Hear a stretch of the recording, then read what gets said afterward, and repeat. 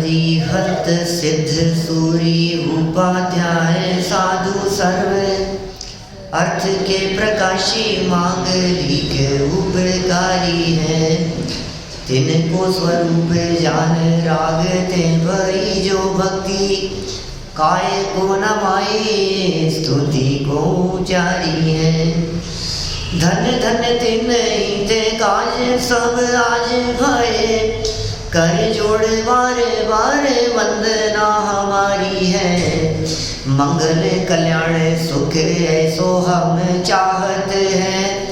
हो मेरी ऐसी दशा जैसी तुम नारी है। हो मेरी ऐसी दशा जैसी तुम नारी है। हो मेरी ऐसी दशा जैसी तुम नारी है। हे जिनेंद्र देव, जैसी आपकी दशा है वैसी ही मेरी भी दशा हो जावे, इस भावना से ये मंगलाचरण किया है। और जैन परंपरा इस बात के लिए प्रसिद्ध रही है इतिहास में कि हमारे जैन परंपरा में भक्त नहीं भगवान बनने की बात कही है।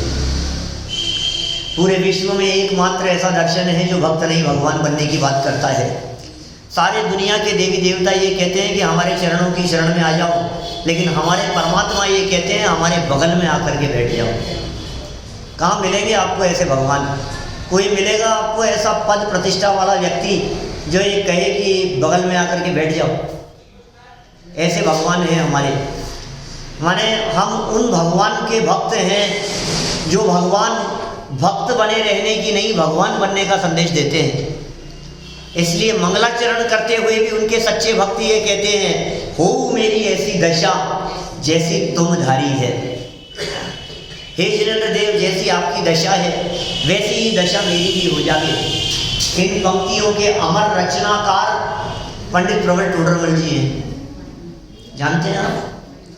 जयपुर के एक ऐसे महान विद्वान जिनका जन्म आज से लगभग 300 वर्ष पहले हुआ।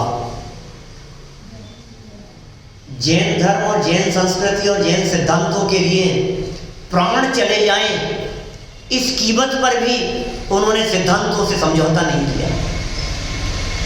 आज जितना वस्तु स्वरूप स्पष्ट दिखाई देता है उसमें बहुत बड़ा योगदान है पंडित प्रवर टोडरमल जी साहब का। यदि टोडरमल जी साहब ना होते तो आप कल्पना नहीं कर सकते हो क्या होता।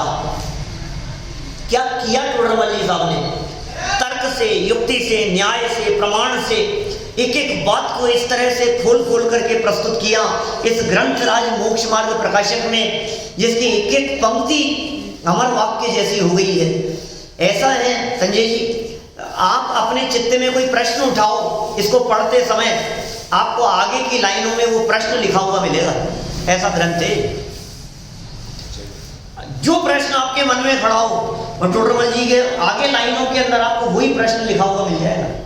क्या चिंतन किया इन्होंने, ऐसा ग्रंथ लिखा है इन्होंने टोडरमल जी ने।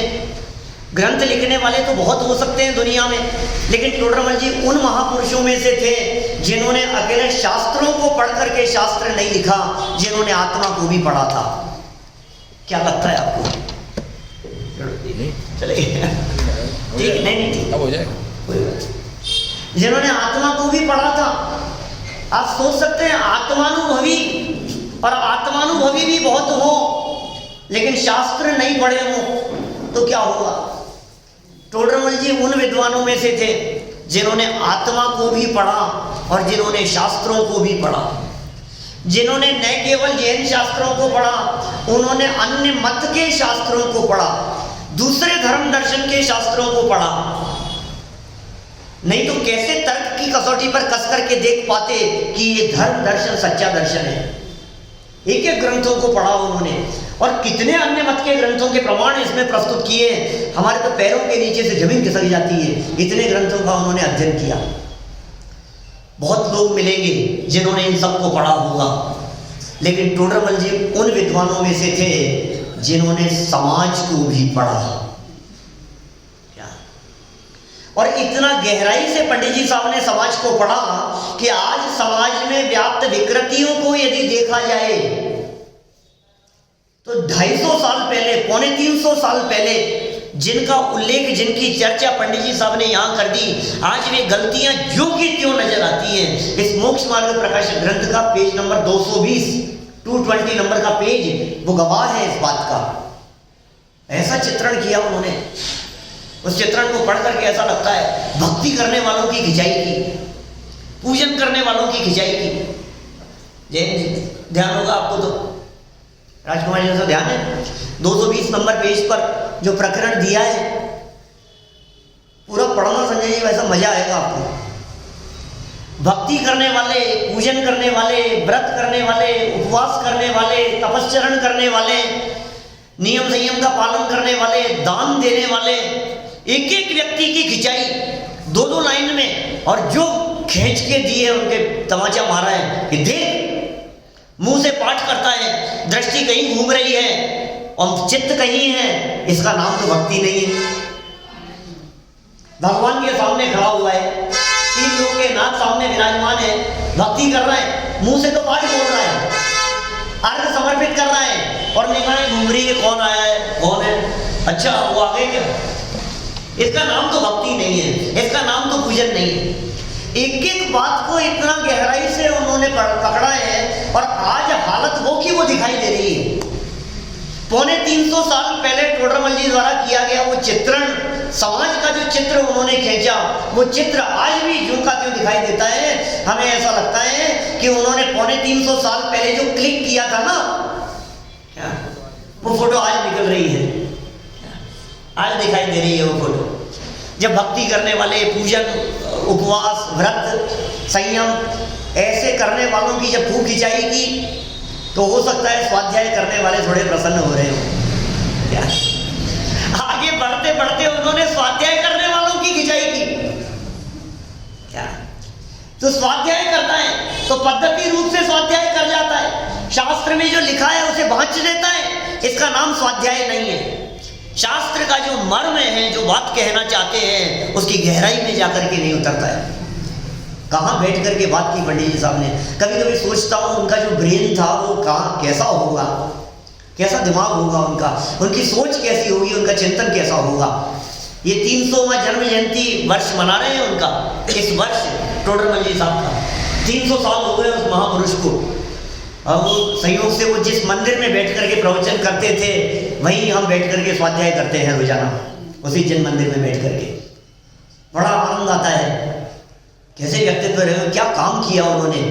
तो मैंने कितनी बातें कही कि टोडरमल जी ने आत्मा को पढ़ा, टोडरमल जी ने अन्य मत के ग्रंथों को पढ़ा, टोडरमल जी ने जैन समाज की, जैनियों के ग्रंथों को पढ़ा, और इन सब को पढ़ने के अलावा समाज को पढ़ा, और समाज को पढ़ करके लिखा उन्होंने। इतना ही नहीं, उन्होंने समाज में व्याप्त पंडितों को पढ़ा, विद्वानों को पढ़ा, और विद्वानों की भूलें निकालने का प्रयास किया।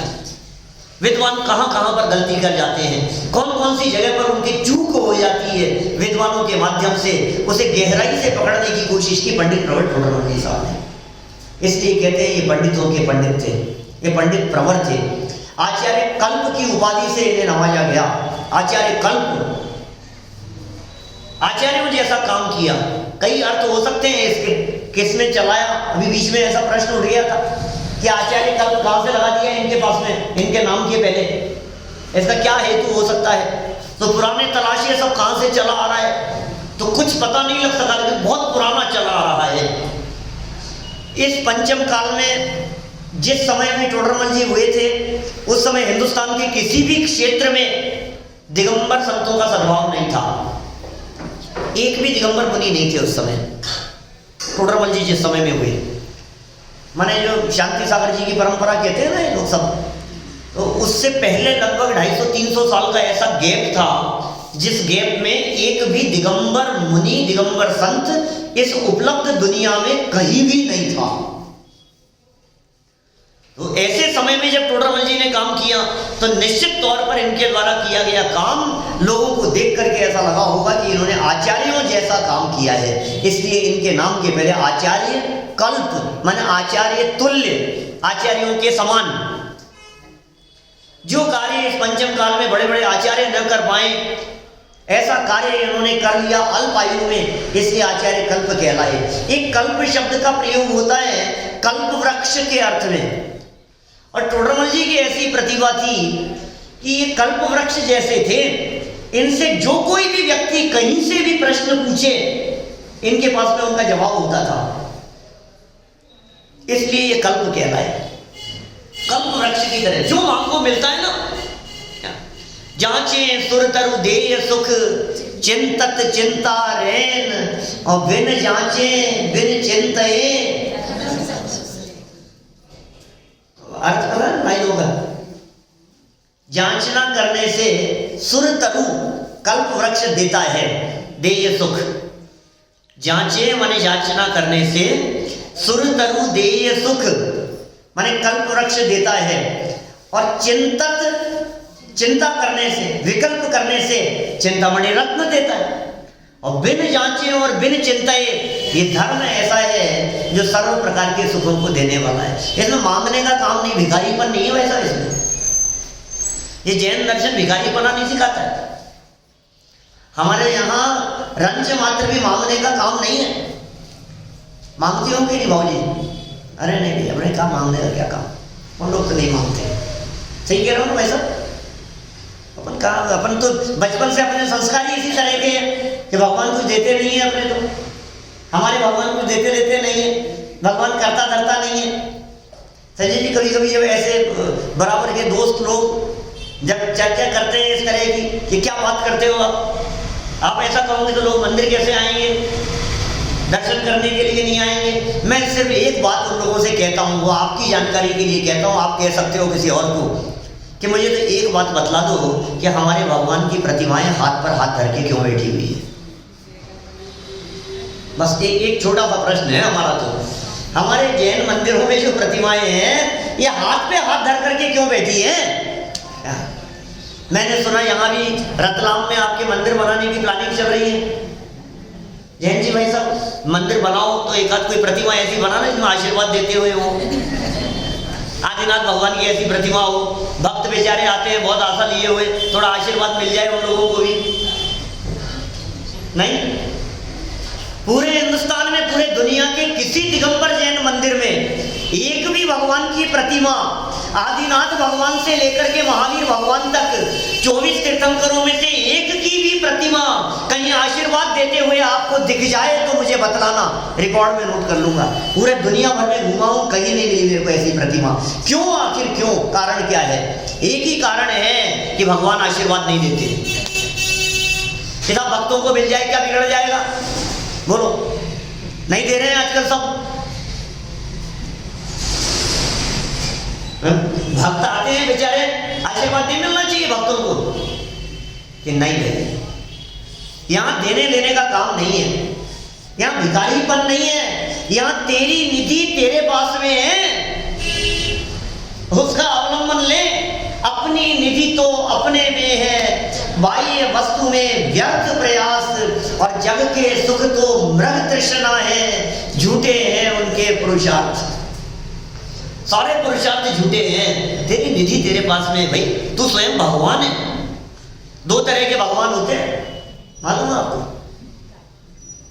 अभी दादा की वहां सुनाई थी, आप थे ना? दो तरह के भगवान, एक वे भगवान जो मंदिर में विराजमान है, और दूसरे वे भगवान जो देह देवालय में विराजमान है। क्या भैया? जो वहां मंदिर में विराजमान है वे जो भगवान है, वे भगवान पर्याय में भगवान बने हैं। जो मंदिर में विराजमान है वो आदिनाथ है, और जो देह देवालय में विराजमान है वो अनादिनाथ है। वो आदिनाथ अनादिनाथ का आश्रय लेकर आदिनाथ बने। अंदर भी तो भगवान है, उस भगवान को देखो। ये तो दादा की कविता थी जो दादा ने अभी लिखी। भगवान दो तरह के। क्या? अब मैं ऐसा कहता हूं, भक्त दो तरह के, और कभी कभी तो थोड़ा और कठोर शब्दों में कह देता हूं तो कहता हूं भिखारी दो तरह के। कौन से दो तरह के भिखारी? एक भिखारी वो जो मंदिर के बाहर बैठकर भीख मांगते,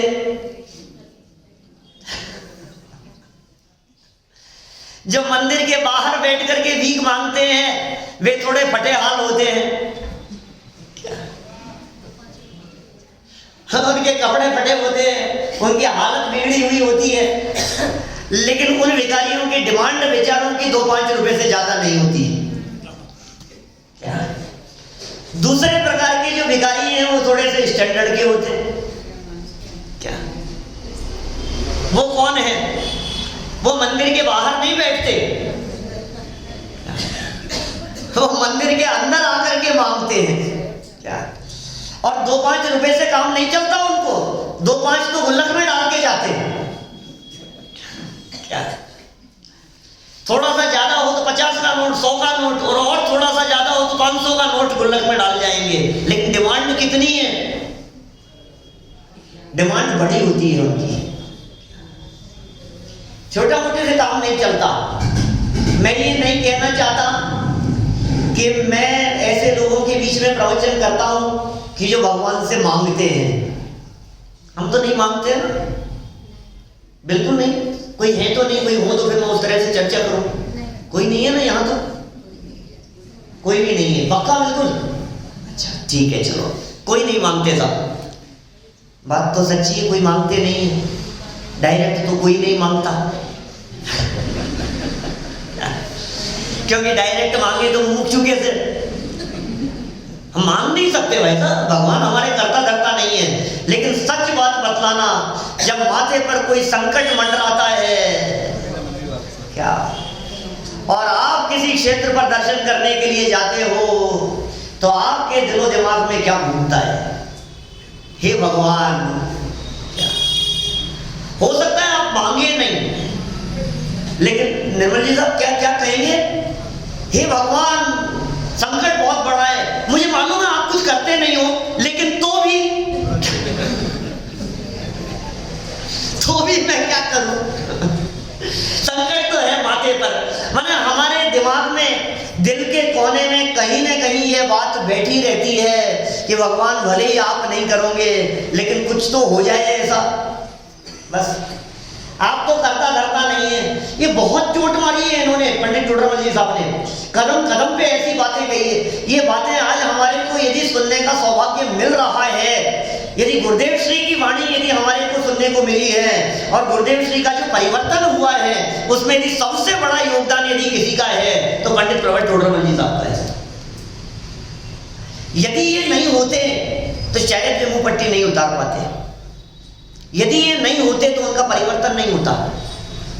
वो जो परिवर्तन किया उन्होंने, और दिगंबर धर्म को स्वीकार किया, खुलेआम स्वीकार किया, जगत के सामने स्वीकार किया, ये देन है इन टोडरमल जी साहब की। इनके तर्क, इनकी युक्तियां, इनके द्वारा कही गई बारीक बातें, और जो खींच खींच करके मारते हैं चाटे, ऐसा लगता है कि भाई कहाँ घबरा रहा है तू। सुनो, कभी कदाचित ऐसा हो आपसे कि आपने कोई बात सुनी और आपको ऐसा लगे कि मैं पालन नहीं कर पा रहा हूं, मैं पालन तो कर नहीं पा रहा हूं, अभी तो सुना मैंने, अब मैं कर नहीं पा रहा हूं। कोई बात नहीं, सुनना बंद मत करना, सुनना बंद मत करना। ज्ञान और चारित्र, इन दोनों का सुमेल कहा है हमारे यहाँ शास्त्रों में। ज्ञान क्रियाभ्याम मोक्ष है, ज्ञान और क्रिया दोनों का सुमेल होना चाहिए, लेकिन ज्ञान पहले होता है और चारित्र बाद में होता है। ज्ञान के साथ चारित्र नहीं कहा, ज्ञान के साथ श्रद्धान तो कहा, श्रद्धान और ज्ञान तो साथ में कहा, लेकिन चारित्र बाद में कहा। इन पंडित टोडरमल जी साहब ने 9वें अध्याय में इस बात को तर्क सहित सिद्ध किया कि चतुर्थ गुणस्थान वर्ती के सम्यक दर्शन और सम्यक ज्ञान तो है, लेकिन चारित्र नहीं है। क्या कह रहा हूं मैं, घबराना मत। मुझे मालूम है हमारे मुमुक्षु मंडलों की सभाओं में तो यही चर्चा चलती है कि चौथे गुणस्थान में सम्यक दर्शन, सम्यक ज्ञान, सम्यक चारित्र तीनों है। समझना क्या कह रहा हूं? चौथे गुणस्थान में जितना अनंतानुबंधी का अभाव हुआ उतना चारित्र है, ये यही पढ़ते होंगे सब, उतना चारित्र है। चारित्र मोहनी की प्रकृति गई है तो उतना चारित्र प्रकट हो गया कि नहीं?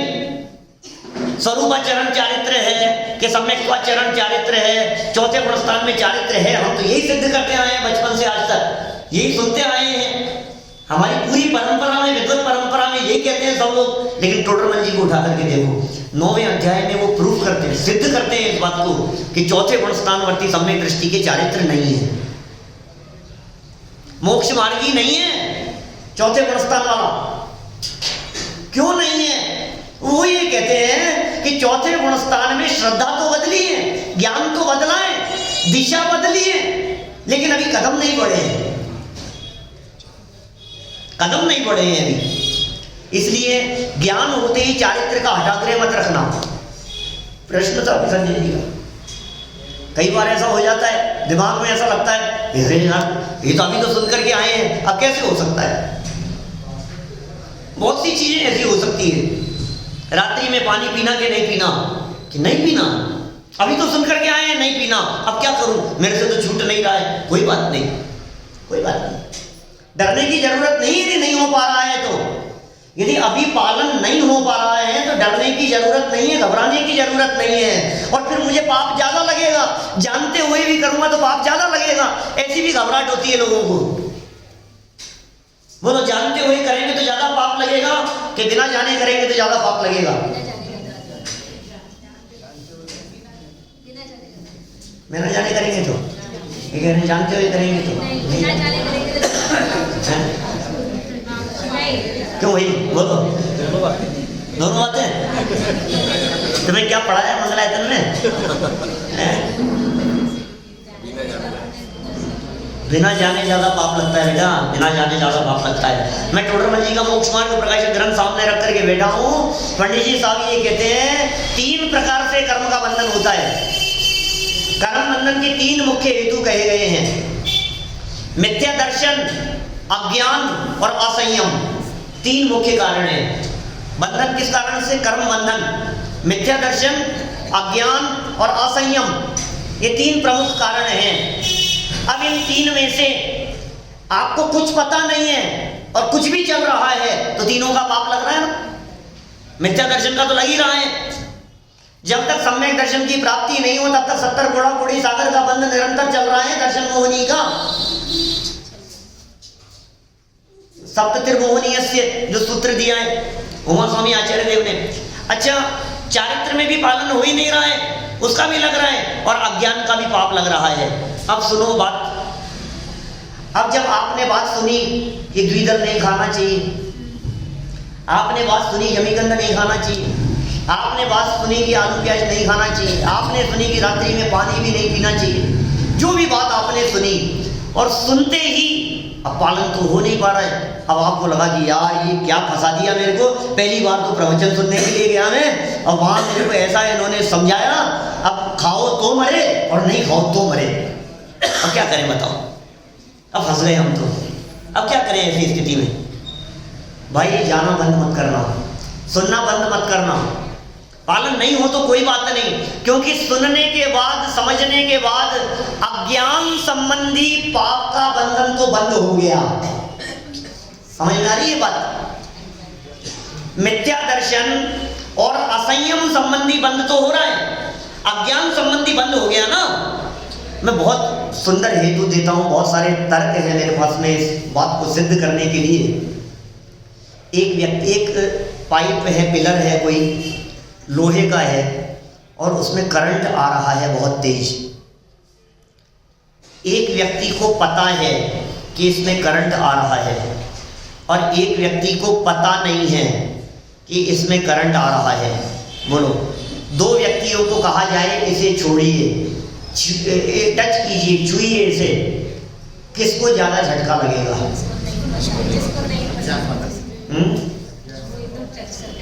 बोलो संजय जी, किसको? देखो सुनो, जिस व्यक्ति को पता है ना उसके कम झटका लगेगा। हाथ लगाना है आपको, वो ऐसे लगाएगा, उसको पता है। और जिस व्यक्ति को पता नहीं है वो क्या करेगा? वो ऐसे पकड़ेगा उसको। किसको ज्यादा करंट आएगा भाई साहब, जानने वाले को कि बिना जानने वाले को? बिना जानने वाले को। इसलिए जानना तेरा स्वभाव है, जानना हमारा गुण है, आत्मा का स्वभाव है। उस स्वभाव का विरोध करने का कभी प्रयास मत करना, ज्ञान को कभी रोकने का प्रयास मत करना, आराधना और समझ से कभी पीछे हटने का प्रयास मत करना। अनादि काल से आज तक समझे नहीं है हम, इसलिए अनंत काल बिताया है हमने। अब समझ से पीछा नहीं छुड़ाएंगे, समझेंगे समझेंगे समझेंगे हम। अज्ञानता कोई बचाव नहीं है। आप क्या सोच रहे हो, मुझे तो पता ही नहीं था, मुझे क्यों पाप लगेगा, मुझे तो पता ही नहीं था। वो व्यक्ति ये कहे मुझे तो पता ही नहीं था, मुझे क्यों करंट आएगा।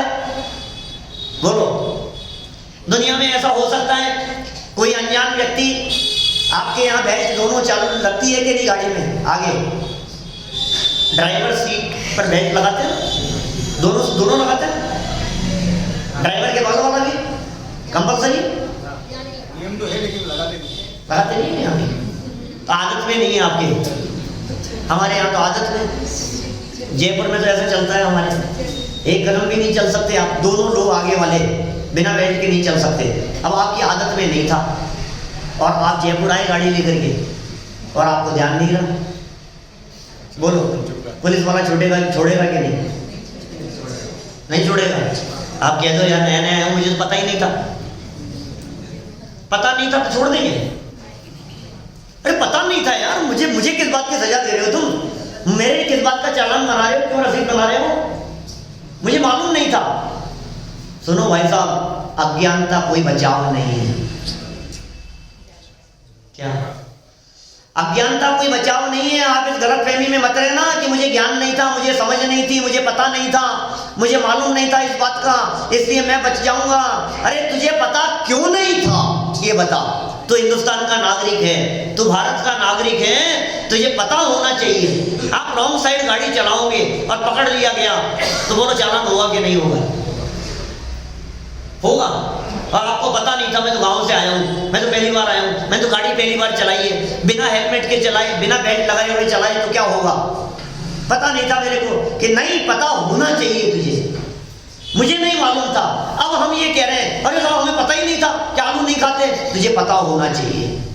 तू जैन कुल में पैदा हुआ है, तुझे पता होना चाहिए कि जनवाणी माँ क्या कह रही है, तुझे पता होना चाहिए ये वितरागी जिनेंद्र देव क्या कह रहे हैं, तुझे पता होना चाहिए वस्तु स्वरूप क्या है।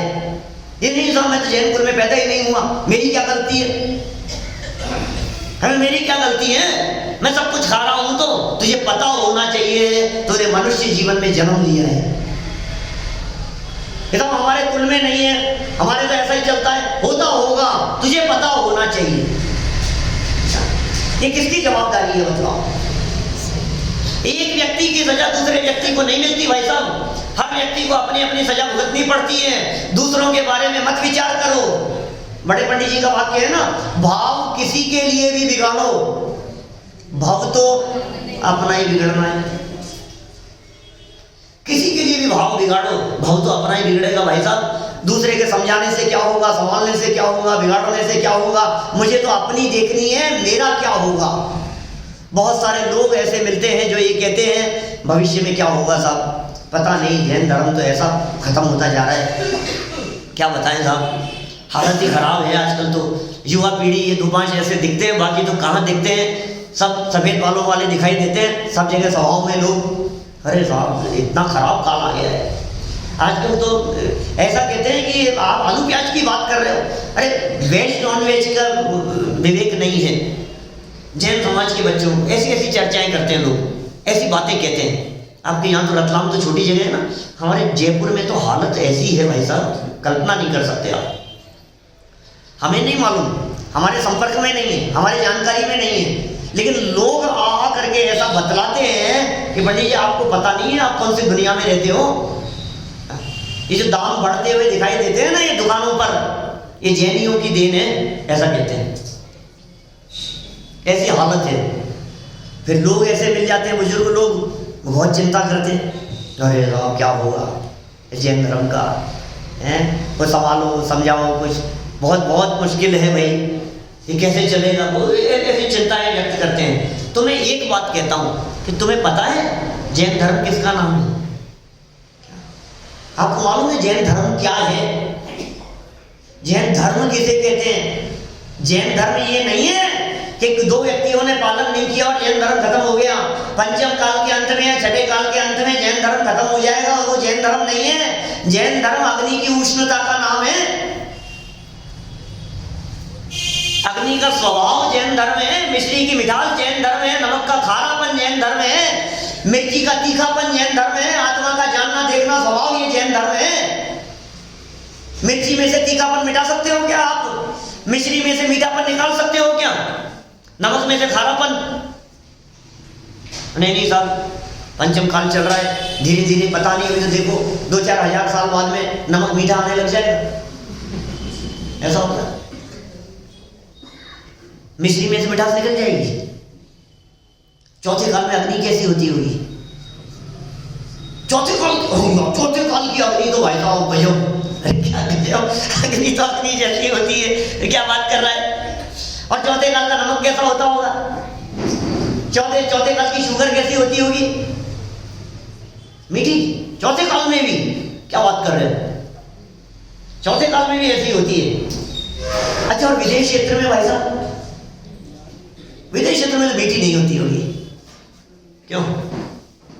अरे भाई साहब, ये वस्तु का स्वभाव है, ये वस्तु का स्वभाव क्षेत्र काल की परिस्थितियों के अंदर बदलता नहीं है। ये जैन धर्म वो दर्शन है जिसे क्षेत्र की मर्यादाओं में नहीं बांधा जा सकता है। ये जैन दर्शन वो दर्शन है जिसके ऊपर काल का प्रभाव नहीं पड़ता है, काल के अनुसार परिवर्तन नहीं होता है। मेरी एक छोटी सी पुस्तक है काल चक्र नाम से, उस काल चक्र वाली पुस्तक में मैंने प्रश्न उठाए कुछ। जब काल चक्र के संदर्भ में मैंने पूरी विस्तार से चर्चा की, आगम प्रमाण से सब कुछ बदल जाता है काल के हिसाब से। पहले यहाँ इसी धरती पर जहाँ हम बैठे हुए हैं रतलाम में, यहाँ कल्प वृक्ष हुआ करते थे भाई साहब, कल्प वृक्ष थे यहाँ इस धरती पर ऋषभदेव स्वामी के पहले, इसी जमीन पर। आज नहीं है। छठे काल के अंत में प्रलय आ जाएगी, सब कुछ बदल जाएगा। वो भूमि का काल, कर्म भूमि का काल, काल परिवर्तन, कभी चौथा, कभी पांचवा, कभी पहला, दूसरा, तीसरा, ये काल परिवर्तन होते रहते हैं। समय के हिसाब से सब कुछ बदल जाता है। तो प्रश्न उठाया मैंने लास्ट में वहां उस पुस्तक में, मैंने कहा समय के हिसाब से सब कुछ बदल जाता है, इस गलतफहमी में मत रहना, वस्तु का स्वरूप कभी नहीं बदलता है। कितना भी परिवर्तन हो जावे, लेकिन उस परिवर्तन के बावजूद भी आत्मा का स्वभाव कभी नहीं बदलता। मेरा जानना देखना स्वभाव कभी नहीं बदलता, नमक का खारापन कभी नहीं बदलता, देव शास्त्र गुरु का स्वरूप कभी नहीं बदलता। इस धोखे में मत रहना कि चौथे काल के अलग होंगे और पंचम काल के अलग होंगे। गलतफहमी में मत रहना। यदि आप गलतफहमी की बात करेंगे तो फिर मैं ये कहूंगा पंचम काल के भगवान ऐसे होंगे जो आशीर्वाद देते हुए होंगे। यदि आप तैयार हो तो फिर हम मानने को तैयार हैं। देव को भी बदलो। आप गुरु को बदलने की बात कर रहे हो, आप शास्त्र को बदलने की बात कर रहे हो, आप देव को बदल सकते हैं। चौथे काल की प्रतिमाएं कैसी होती थी बाबूजी? वीतरागी प्रतिमाएं। चौथे काल के देव कैसे होते थे? हाथ पे हाथ धरे, हाथ पे हाथ धरे से करना कुछ न रहा जैसे। बोलो पंडित जी साहब। अरे आप तो रतलाम के ही हो, मैंने कहा आप यहाँ पधारे सिद्धार्थ जी साहब दोषी, रतलाम की 25 साल पुराना परिचय है हमारा, 30 साल पुराना। हाथ पे हाथ धरे ऐसे, कुछ करना धरना नहीं है। अरे हमारे भगवान जब ऐसे ही हैं, चौथे काल में, तीसरे काल की बात करता हूं, चौथा छोड़ो, चौथे से भी पहले तीसरे काल के अंत में भरत जी ने त्रिकाल चौबीसी की स्थापना करवाई थी कैलाश पर, मालूम है आपको? भरत जी ने त्रिकाल चौबीसी के जिनालय बनाए थे ऋषभदेव के पुत्र भरत जी ने। तो वो जो प्रतिमाएं विराजमान की होंगी वहां, वो प्रतिमाएं कपड़े वाली होंगी कि बिना कपड़े वाली? अरे कैसी बात कर रहे हो यार आप? ये कोई प्रश्न है आपका? कैसी होगी प्रतिमाएं? तो तीसरे काल में जैसी प्रतिमाएं थी, तो चौथे काल में प्रतिमाएं कैसी बनती होगी भाई साहब? तो पंचम काल में कैसी बना रहे हो आजकल आप? वैसी बना रहे हो। तो चौथे काल के जैन कैसे होते होंगे और पंचम काल में कैसे होंगे? अरे भाई साहब, काल से फर्क नहीं पड़ता है। कौन सी गलतफहमी में जी रहे हो आप? क्षेत्र काल परिस्थितियों से अप्रभावित रहे, ये जैन धर्म है। काल का प्रभाव नहीं पड़ता है। कि नहीं साहब फिर भी खत्म, अरे ये खत्म नहीं होगा तो अपने आप को सवाल तेरा क्या होगा।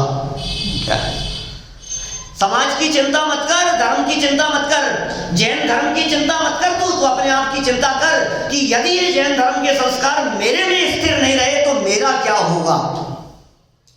ये भव मेरा पूरा हो जाएगा तो मैं मर करके कहां चला जाऊंगा। ये अपने आप की चिंता करने की जरूरत है, किसी और की नहीं। अच्छा, पंचम ग्रह में नरक कैसा होता होगा भाई साहब, और चौथे वालों के लिए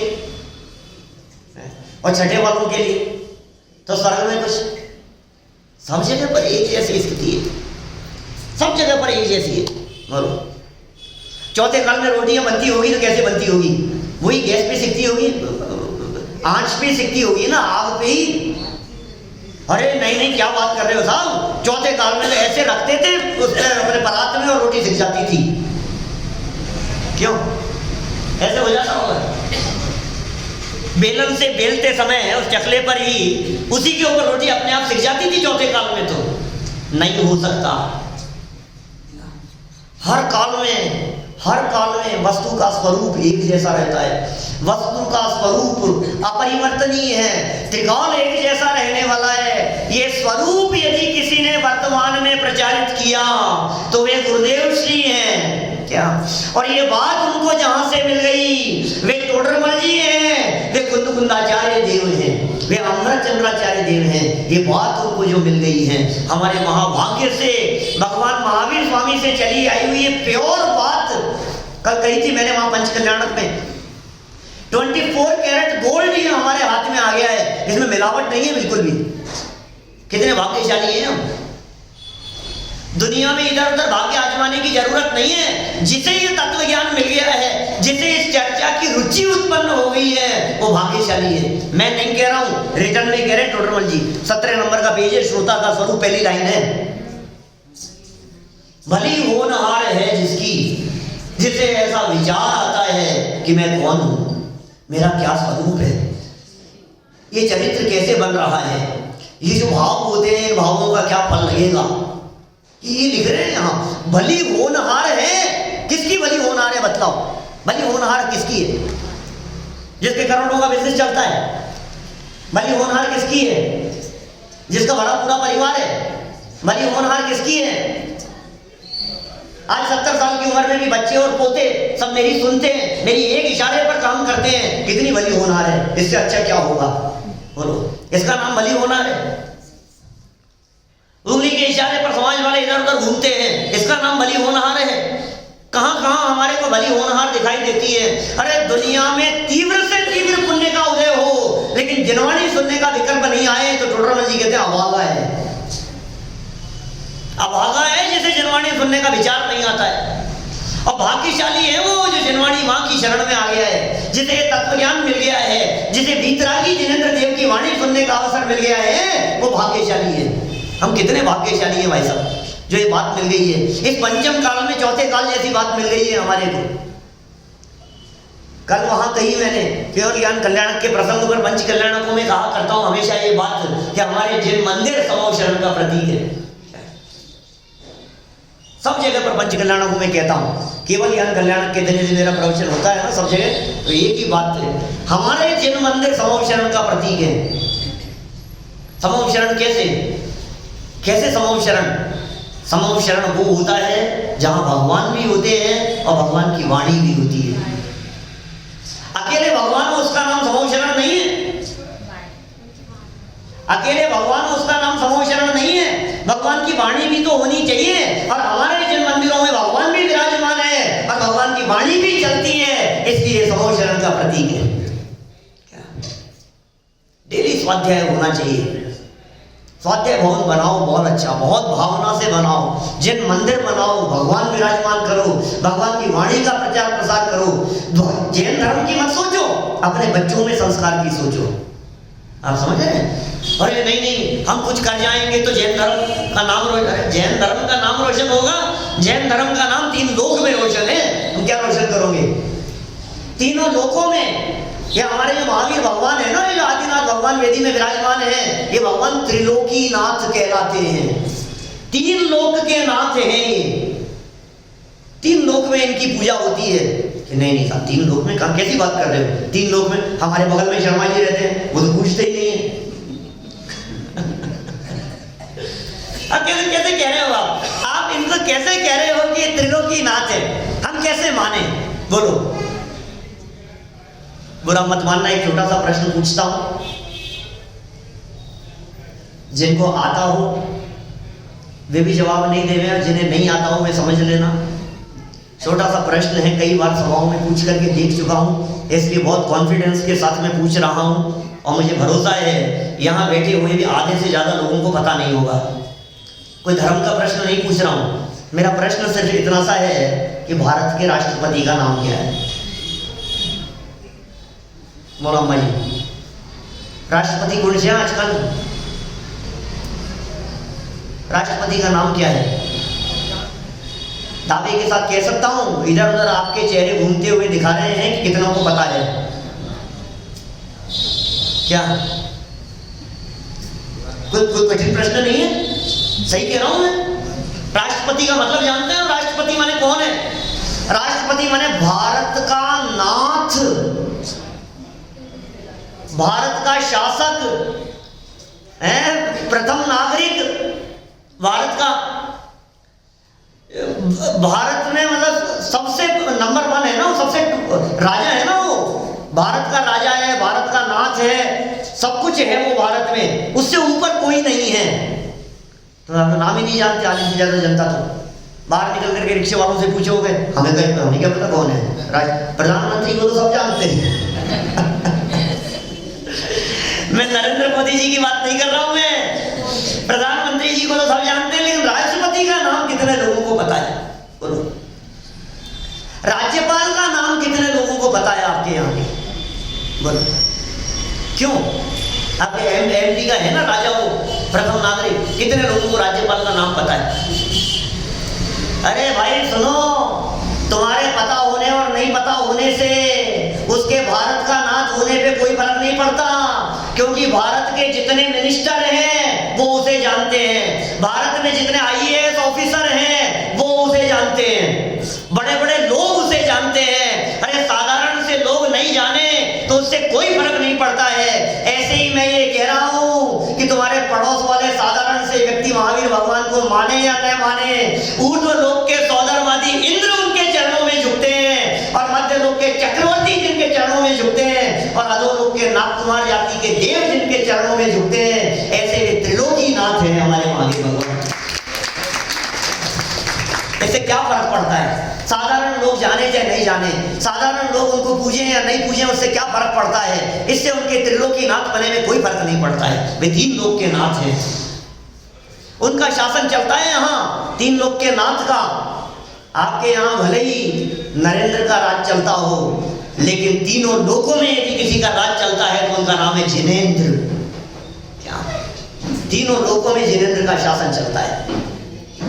हमें महाभाग्य से हमारे को ये जैन कुल मिल गया है, हमारे को महाभाग्य से ऐसे देव मिल गए हैं, हमारे को महाभाग्य से ऐसे परमात्मा मिल गए हैं, जो परमात्मा हमारे को क्या देखते हैं? मनुष्य नहीं देखते। सारी दुनिया हमारे को भक्त देखती है, अरे ये सच्चा भक्त है, ये सच्चा भक्त है, लेकिन ऐसे भगवान मिल गए हैं जो हमारे को भगवान देखते हैं, जो द्रव्य दृष्टि से हमारे को परमात्मा देखते हैं, जो ये कहते हैं तुम परमात्मा बन सकते हो, तुम्हारे में परमात्मा बनने की ताकत है, तुम्हारे में परमात्मा बनने की सामर्थ्य है।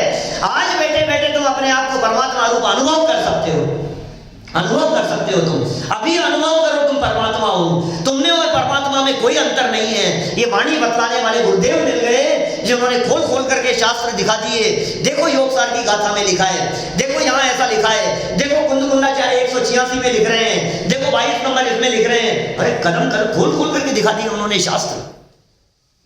तुम पढ़ो तो सही, तुम देखो तो सही, रिटर्न में दे करके जा रहे हैं। तुम्हारे भाग्यशालीपन का सर्टिफिकेट रिटर्न में लिख करके गए हैं। बोलो आप, इससे ज्यादा तुम्हारे को क्या चाहिए? लिख करके दे गए हैं, तुम कितने भाग्यशाली हो। और फिर भी यदि तुम इस बात को स्वीकार नहीं करो तो एक वाक्य और लिख दिया 20 नंबर पेज पर आगे चल करके, ये तुम्हारे अभाग्य की महिमा तो हमसे तो क्या कहें? तुम्हारे को यदि ये बात समझ में नहीं आ रही है फिर क्या कहें हम तुम्हारे को?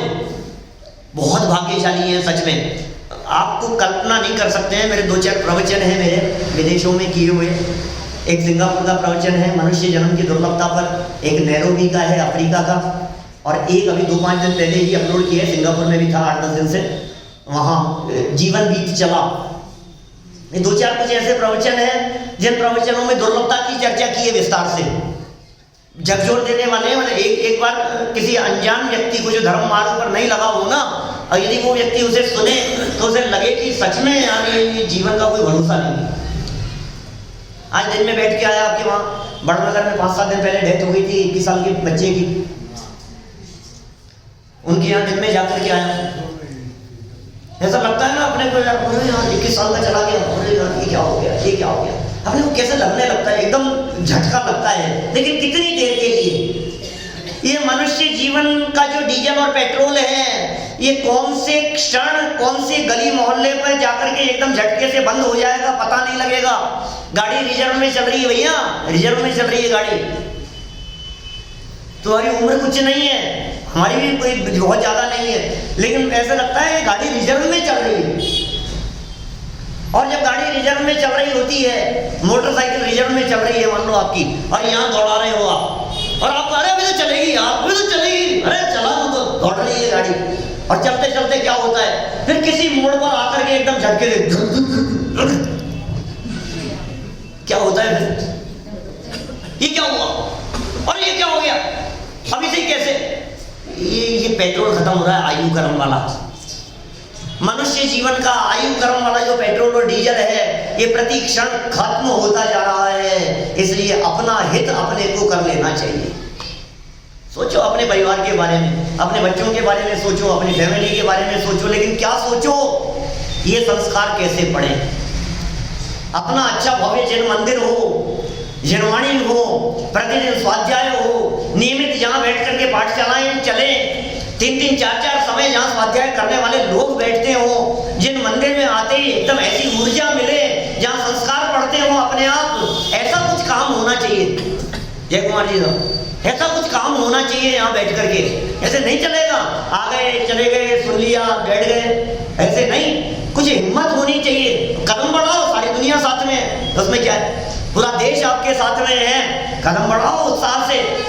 हमारे कदम कहीं दूसरे भाव की तरफ न चले जाएं, उसके पहले पहले हमारे बच्चों के पैर रखने के लिए, कदम रखने के लिए एक अच्छी व्यवस्था हो जाए, ऐसी भावना सबको बहुत अच्छी रीति से बनाना चाहिए। बहुत भाग्यशाली लोग हैं ऐसे, जिन्हें ऐसा विचार आता है और ऐसा विकल्प आता है अपने स्वरूप को जानने का। उन भाग्यशाली लोगों में से हम भी एक हैं। इस तरह हम लोग यदि अपने भाग्य को जानेंगे, अपने भाग्य को गहराई से समझेंगे, तो इस भाग्य को बर्बाद नहीं करेंगे। हम अपने दुर्लभ जीवन के अमूल्य क्षणों को जिनवाणी की छत्र छाया में, माँ जिनवाणी के सानिध्य में रहते हुए सार्थक करें। इसी मंगल भावना से मैं बात को यहीं विराम देता हूँ। हाँ बोलिए सर। अज्ञान की बात आपने रखी ना, हाँ, ग्रहित मिथ्यात्व के बारे में, जैसे हम लोग दूसरे मंदिर नहीं जाते हैं, हाँ, देव शास्त्र गुरु के प्रति हम सजग हैं, हाँ, उससे कोड़ा कोड़ी का बंद तो नहीं लग रहा है ना? 70 कोड़ा-कोड़ी का नहीं लग रहा है, ऐसा नहीं है।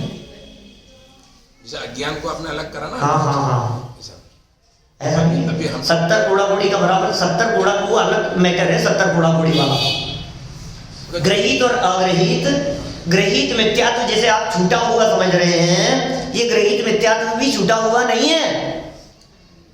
क्या हम सिर्फ अन्य देवी देवताओं के आगे मस्तक नहीं झुकाते हैं, ये तो उपलब्धि है बड़ी, क्योंकि उसे तो टोडरमल जी साहब ने 6ठे अध्याय में लिखा, पेज नंबर 192, 192 नंबर पेज पर ऊपर लिखते हैं वो, सप्त व्यसनादि से भी बड़ा पाप जानकर पहले इसे छोड़ना।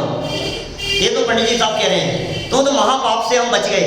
लेकिन इसका अर्थ ये नहीं है कि 70 कोड़ा-कोड़ी का बंधन नहीं हो रहा है। क्या वो ग्रहित अग्रहित की अपेक्षा से नहीं है, वो तो दर्शन मोहनी जो अग्रहित मिथ्यात्व है, वो 70 कोड़ा-कोड़ी सागर का बंधन लिए हुए बैठा हुआ है, वो निरंतर उसका बंधन चल रहा है। इसलिए जो किया सो तो अच्छा, टोडरमल जी की भाषा में कह रहा हूँ, तूने जो किया सो तो अच्छा, लेकिन संतुष्ट मत हो जाना। क्या?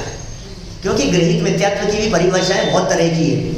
मेरा एक मित्र विज्ञान पाठमाला में कहीं ग्रहित अग्रहित के संदर्भ में पाठ है, तो उसमें काफ़ी खोला है मैंने इस चीज़ को। आपको लग रहा है हम तो उनके जाते ही नहीं, हम तो उनको ढूंढते ही नहीं है। अरे भगवान महावीर स्वामी के पास आकर के जो मैंने अंदर दूसरे भिखारियों की बात कही थी, वो ग्रहित मिथ्यात्व है। और उसे ग्रहित मिथ्यात्व का है हमारे यहाँ जनागम में। ग्रहित मिथ्यात्वियों के सानिध्य में बैठने का नाम ग्रहित मिथ्यात्व है। हमारे यहाँ जनागम में जो 6 अनायतनों की चर्चा की है, बहुत खतरनाक है। कभी चर्चा गहराई से कर करके देखो तो पैरों के नीचे से जमीन खिसक जाए, क्योंकि मेरे मामा जी ऐसे हैं, मेरे चाचा जी ऐसे हैं, मेरे भाई साहब ऐसे हैं, मेरे फूफा जी ऐसे हैं, मेरे बुआ के लड़के ऐसे हैं, मेरे भतीजे ऐसे हैं, मेरे भाई साहब ऐसे हैं, मेरे ताऊ जी ऐसे हैं, सब मिलेंगे चारों तरफ। और क्या कह रहे हैं? अनायतन अनायतन अनायतन। प्रशंसा नहीं, संपर्क नहीं, समागम नहीं, दूर से हाथ जोड़ते हैं। ये क्या कह रहा है जनागम? माने ये जनवाणी माँ है भाई साहब, कुछ भला कर रही है जनवाणी माँ। माँ के सानिध्य में रहने वालों का कभी अहित नहीं होता, कभी बुरा नहीं होता।